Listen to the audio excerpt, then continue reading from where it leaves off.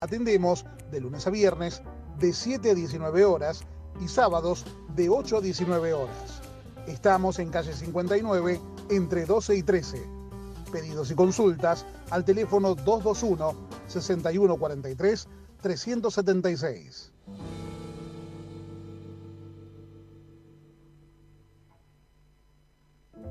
Masajista Anaí Testa. Te ofrece masajes descontracturantes, drenaje linfático, masajes deportivos y reductores. Reserva tu turno al 221-641-0861. Visítanos en Manzana 4, Casa 91, Barrio Náutico, Berizo, o seguinos en Instagram, @Anaí Testa Masajes. Masajista Anaí Testa te ayuda a encontrar tu momento relax.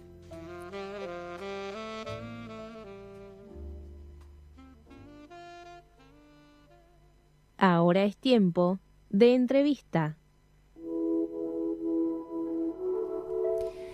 Bien, y le damos la bienvenida a Eduardo Quiroga, abogado del Programa por la Igualdad y la Justicia de ASIG, que es Asociación Civil por la Igualdad y la Justicia. ¿Estamos con Eduardo? ¿Nos escuchás?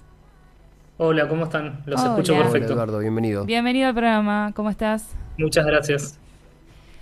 Bien, Eduardo, te convocábamos porque hemos tenido varias situaciones, estamos siguiendo el tema de la ley de emergencia en discapacidad, sabemos que desde el oficialismo intentan modificarla y queremos que nos pongas un poquito en contexto en qué situación está hoy el colectivo de personas con discapacidad y en qué situación quedó la ley.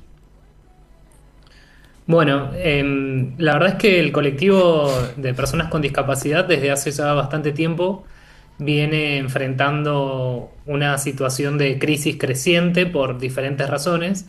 Por un lado, la crisis social y económica que los afecta y las afecta, y por otro lado, lo que hace específicamente a la situación de discapacidad, referido a las dificultades con las prestaciones, con las demoras de los pagos, algo que es un problema que ha existido históricamente, pero que se ha profundizado mucho en el último tiempo. Y además, el año pasado también sufrieron un proceso de auditoría en relación con las pensiones no contributivas que muchas personas con discapacidad reciben y que es su único ingreso. Y de hecho, más de 100.000 pensiones se suspendieron. Estas que luego, a través de una causa judicial, se logró su restitución.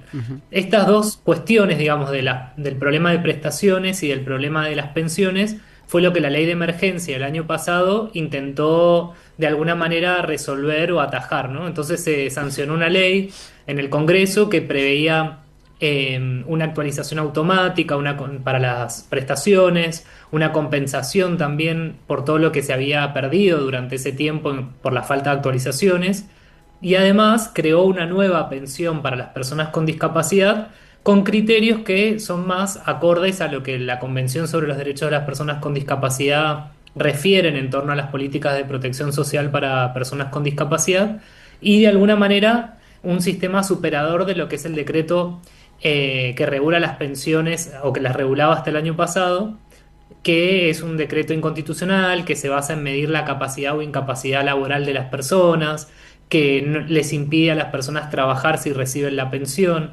Entonces, bueno, la ley lo que hizo fue crear una nueva pensión que no les impide a las personas trabajar, que pueden tener hasta 2 salarios mínimos vitales y móviles, que acreditan la discapacidad con el certificado único y ya no con un porcentaje de invalidez laboral como se establecía antes, entre otros requisitos un poco más flexibles para alcanzar a más personas, ¿no?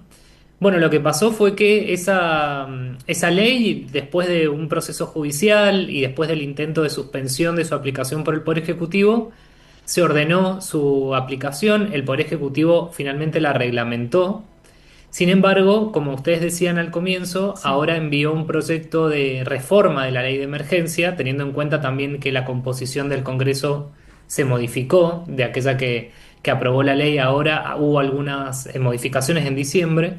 Entonces envió una ley al Congreso que busca volver atrás con los avances que se habían conseguido a través de la ley de emergencia. Claro. Principalmente elimina esta pensión que les comentaba que se había creado y vuelve a instalar la idea de pensión para personas que no pueden trabajar que Ujú. bueno, por supuesto que es un criterio discriminatorio, que tiene consecuencias específicas para las personas con discapacidad, que no las va a abarcar a todas, que desconoce los costos asociados a la discapacidad que enfrentan todas las personas y que el Estado debería compensar. Y bueno, ese es un proyecto que se ingresó al Congreso, que todavía no se ha tratado, así que hasta que no avance y eventualmente no se apruebe, que esperamos que eso no suceda, por supuesto, está vigente la ley tal cual se sancionó. Por supuesto que hay dificultades en su implementación. Eduardo, ¿por qué crees que tratan de alguna manera de no respetar la ley votada por el Congreso, apoyada por el colectivo de personas con discapacidad y su familia? Digo, ¿por qué crees que buscan bajarla de alguna manera y tratar de implementar esta propuesta que tiene el gobierno actual? Bueno, en relación con las pensiones, que es uno de los puntos creo más conflictivos en torno a la ley de emergencia para el Poder Ejecutivo, sobre todo porque el Poder Ejecutivo desde que asumió empezó a cuestionar el otorgamiento de las pensiones Sí. por discapacidad, ¿no? Que Ujú. son mal llamadas por invalidez laboral. Sí. Sí. Ustedes habrán escuchado que difundieron incluso fotografías de radiografías de perros Sí, diciendo Sí. que se sí, habían sí. otorgado pensiones de manera corrupta. Bueno, Sí. todas cuestiones que en realidad no habían sucedido. Ujú. Después también cuestionaban la legitimidad del número de pensiones, por Ujú. ejemplo, diciendo que no habíamos atravesado una guerra como para que tantas personas Sí. tuvieran una pensión. Y lo cierto es que la pensión es un mecanismo del Estado para compensar, digamos, las vulnerabilidades que enfrentan las personas con discapacidad para tratar de garantizarles una vida un poco mejor, que tampoco lo logra la pensión porque es No, un monto claro. muy escaso. Ujú. Y bueno, con la reforma que se hizo de la ley de emergencia y se creó una nueva pensión que la crea el Congreso, que tiene requisitos más adecuados, que va a permitir, en el caso que se cumpla, que más personas accedan a ella. El Poder Ejecutivo, por supuesto, trata de no implementar ese aspecto de la ley y volver atrás, ¿no? Con la idea de no invertir recursos del Estado en estas prestaciones y bueno, creo que es uno de los puntos de mayor conflictividad por parte del Poder Ejecutivo en torno a la ley, porque incluso cuando se difundió el proyecto de reforma de la ley, si bien es un proyecto que reforma la ley de emergencia no solo en el apartado de pensiones, el título que le dieron es vinculado al fraude, para evitar el fraude en las pensiones. O Sí. sea que el foco conflictivo para el Poder Ejecutivo está en ese punto de la ley. Ujú. Ujú. Bien. Se pretendía, bueno, con esta cuestión de la modificación, que todavía todo quedó en suspenso, volver a reempadronarse. Esta cuestión que vuelven como a revictimizar a la persona con discapacidad, que ya el año pasado se pasó por esta cuestión de las auditorías, que la verdad que se organizaron muy mal, que la atención fue pésima, que a muchas personas con discapacidad no les llegó la notificación. Y en el caso de que esto se avance, ¿qué atención debería tener los familiares y personas con discapacidad que están escuchando si se los llega nuevamente a reempadronar? ¿A dónde se tienen que dirigir? ¿Cómo es ese proceso? Sí, hasta que no se apruebe esta ley, ese reempadronamiento por ahora no existe, digamos, legalmente, Bien, pero como vos decís, es uno de los puntos que incluyeron en esta propuesta. Y lo más importante creo que para las personas es tratar, si bien por supuesto que cuestionamos este mecanismo de reempadronamiento masivo de todas las pensiones, porque la manera en que el Estado ha llevado hasta ahora las auditorías estos controles no ha sido accesible, siempre alguien queda en el camino y se van perdiendo pensiones por no cumplir con algún requisito u otro. Lo cierto es que en el caso de que suceda, es importante que las personas puedan tener actualizado su domicilio, porque es ahí donde le van a enviar las notificaciones. Y algo que había pasado el año pasado sí. es que muchas personas que eran titulares de las pensiones quizás habían tramitado la pensión. Imagínense, es una política que existe por lo menos desde el 97. Hay personas que reciben la pensión hace 15 años y quizás se mudaron y no tenían en su momento tampoco la obligación de actualizar el domicilio. Entonces, al haber usado el domicilio postal, la Agencia Nacional de Discapacidad envió cartas documentos a lugares donde muchas veces el correo no llega, otras personas se habían mudado y ya no vivían ahí y nunca les llegó la carta documento como vos decías, Entonces, un punto importante tiene que ver con recibir las notificaciones, porque por lo que dice la reforma, si la persona no cumple con el reempadronamiento, puede perder la pensión. Entonces es importante que esté, que consulte las redes oficiales de la Secretaría Nacional de Discapacidad y que si este reempadronamiento comienza o si comienza un proceso de auditoría, trate de tener sus datos actualizados para que le lleguen efectivamente las notificaciones. Bien, y yendo al trabajo que, bueno, que hacen ustedes desde ASIG, digo, en caso de que pueda prosperar esta propuesta del gobierno, digo, ustedes seguramente tendrán preparado, digo, alguna manera de intervenir para poder respaldar a las personas con discapacidad y a sus familiares que lo necesiten. Digo, lo han tenido el año pasado también, calculo en el transcurso de lo que fue esta pelea por la aprobación de la nueva ley. Sí, como mencionás, nosotros recibimos consultas de las personas con discapacidad, tratamos de asesorarlas de la manera en que podemos, porque también, bueno, tenemos nuestras limitaciones en torno Claro, a eso, sí, pero sí. siempre tratando de acompañar.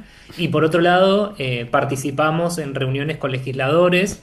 Recientemente participamos en una cuando ingresó el proyecto de reforma, como para visibilizar las problemáticas que tiene este proyecto y que nos lo acompañen con sus votos. Además, así es parte de un proceso judicial que se inició el año pasado y que fue el proceso que finalmente obligó a la Agencia Nacional de Discapacidad a que restituya todas las pensiones suspendidas. Así que esa es una línea de trabajo que nosotros tenemos, digamos, de lo que es procesos judiciales colectivos que alcancen a muchas personas. Y por supuesto que si avanzara este proyecto de reforma, de la manera en que se ha presentado y sobre todo si se reinstala la idea de que la pensión es por invalidez laboral, desde ASIC seguramente vamos a producir información al respecto, tratar de informar a los legisladores y a las legisladoras para que nos apoyen esa modificación y eventualmente, por supuesto, pensar otras vías como es la vía judicial o aquellas que estén a nuestro alcance para tratar de resistir, digamos, esa reforma. Bien, Bien. Quería consultarte, Eduardo, más o menos, ¿cuántas consultas reciben desde las redes de ASIG de personas con discapacidad? Porque imagino que deben de tener muchísimo trabajo. ¿Cómo es el trabajo entre los abogados, ¿no? ¿Cómo se organiza? Sí, bueno, ASIG es una organización que tiene un programa cuyas algunas de sus actividades están dedicadas a discapacidad, que es Bien. donde estoy yo. No es que toda la organización está abocada a claro, la Ah, temática de ok. sí, sí, sí. discapacidad, hay diferentes programas. Entonces, nuestros recursos dentro de lo que nosotros hacemos tienen que ver, por ejemplo, con ayudar a algunas personas a redactar reclamos. Con esta idea de tratar de que las personas puedan reclamar por sus derechos, creamos diferentes páginas web, Ujú.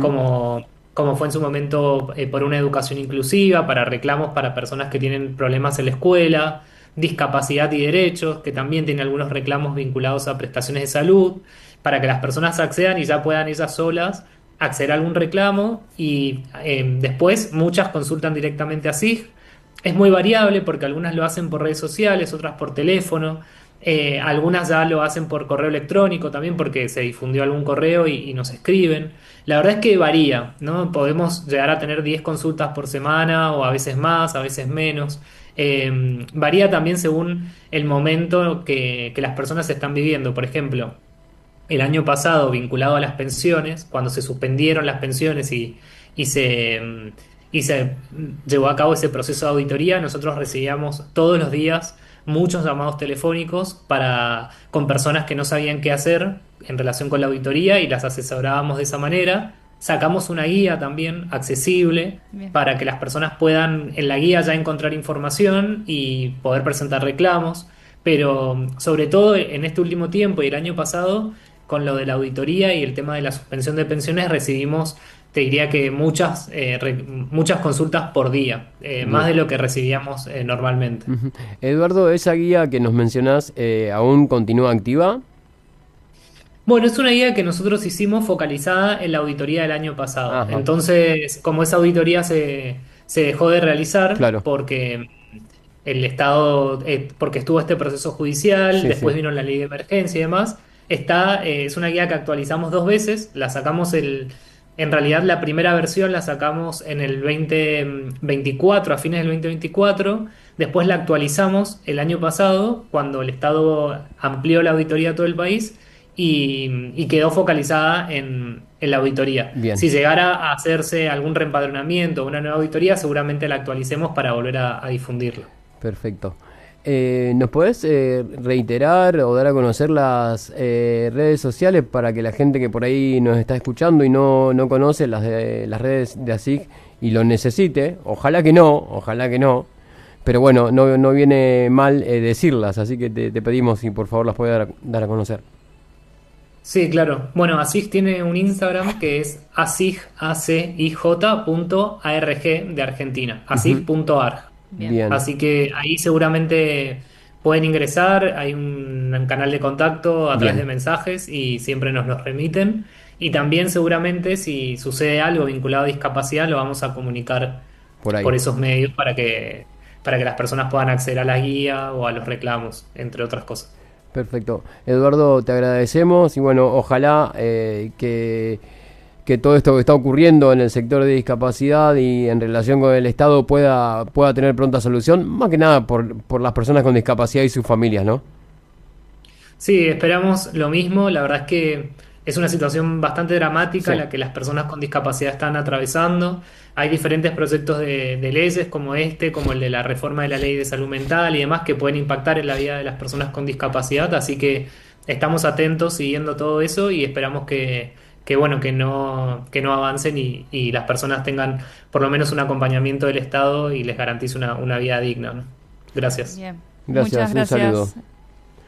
Bien, ahí compartíamos entonces esta charla con Eduardo Quiroga, integrante de ASIG, quien de alguna manera nos habló acerca de lo que sucede con la actual ley de emergencia en discapacidad y también de esta propuesta que está ahí dando vueltas por parte del Estado, del Gobierno Nacional, que la presentó en el Congreso, que todavía no tuvo tratamiento, pero en la que buscan de alguna manera seguir vulnerando los derechos, ¿no?, de las personas con discapacidad, porque esto es lo que está pasando, lamentablemente, ¿no? Exacto. Así que bueno, ahí pasaba entonces Eduardo Quiroga.